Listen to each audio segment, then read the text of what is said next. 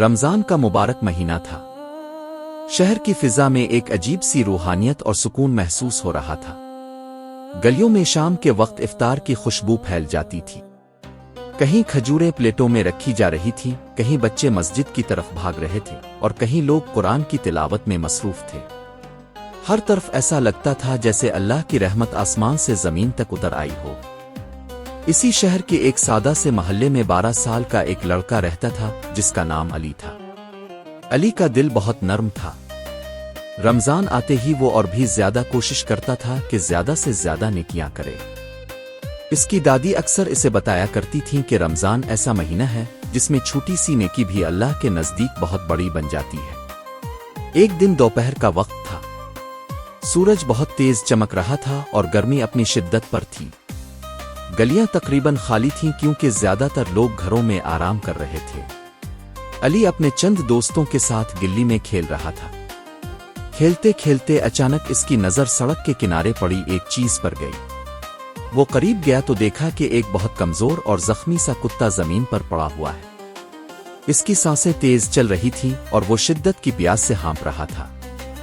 اس کی آنکھوں میں عجیب سی بے بسی تھی جیسے وہ مدد مانگ رہا ہو۔ علی کا دل یہ منظر دیکھ کر بھر آیا، لیکن اس کے دوست ہنسنے لگے اور کہنے لگے، چھوڑو علی، یہ تو ایک آوارہ کتا ہے، اس کے پاس جانے کی کیا ضرورت ہے؟ علی کچھ لمحوں کے لیے خاموش ہو گیا۔ اسی وقت اسے مسجد میں امام صاحب کی وہ بات یاد آئی جو انہوں نے چند دن پہلے بیان کی تھی کہ اللہ کو وہ لوگ بہت پسند ہیں جو اس کی مخلوق پر رحم کرتے ہیں، چاہے وہ انسان ہو یا جانور۔ یہ سوچتے ہی علی فوراً گھر کی طرف بھاگا۔ اس نے ایک پیالے میں ٹھنڈا پانی بھرا اور کچھ روٹی کے ٹکڑے لیے۔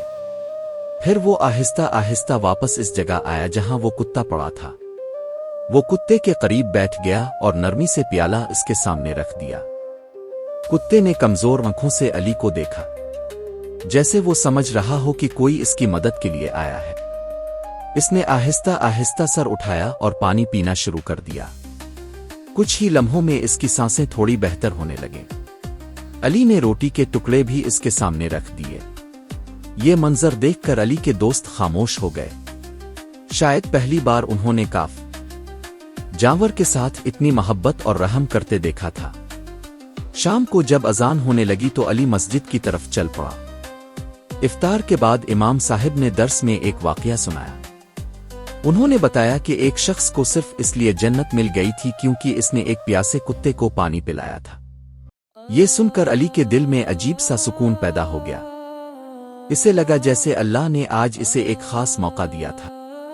اگلے دن سے علی نے ایک عادت بنا لی۔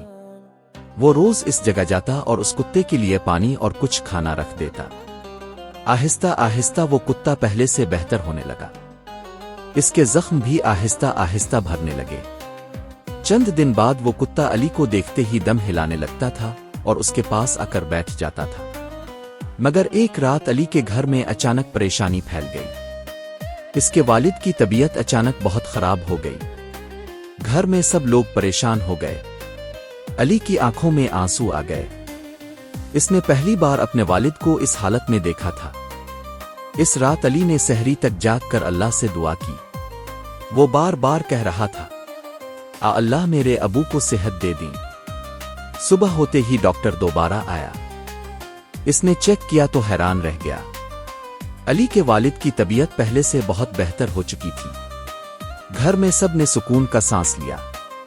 علی کی دادی نے مسکرا کر اس کے سر پر ہاتھ رکھا اور آہستہ سے کہا، بیٹا، اللہ کی مخلوق پر کیا گیا رحم کبھی ضائع نہیں جاتا۔ ہو سکتا ہے اس بھوکے اور پیاسے جانور کے لیے تمہاری مہربانی اللہ کو اتنی پسند آئی ہو کہ اس نے تمہاری دعا قبول کر لی۔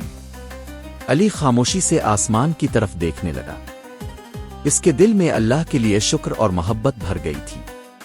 رمضان کے آخری دنوں میں وہ کتا مکمل طور پر ٹھیک ہو چکا تھا۔ اب وہ اکثر علی کے گھر کے باہر بیٹھا رہتا تھا جیسے وہ اس کا محافظ ہو۔ محلے کے لوگ بھی اس بات کو دیکھ کر حیران ہوتے تھے۔ وہ اکثر کہتے تھے کہ جس دن علی نے ایک پیاسے جانور پر رحم کیا تھا، اسی دن سے اس کے گھر پر اللہ کی رحمت زیادہ ہونے لگی تھی۔ اور علی نے ہمیشہ کے لیے یہ بات یاد رکھ لی کہ رمضان صرف بھوکا اور پیاسا رہنے کا نام نہیں، بلکہ اللہ کی ہر مخلوق پر رحم کرنے کا نام بھی ہے۔ اور جو لوگ اللہ کی مخلوق پر رحم کرتے ہیں اللہ ان پر اپنی رحمت کے دروازے کبھی بند نہیں کرتا۔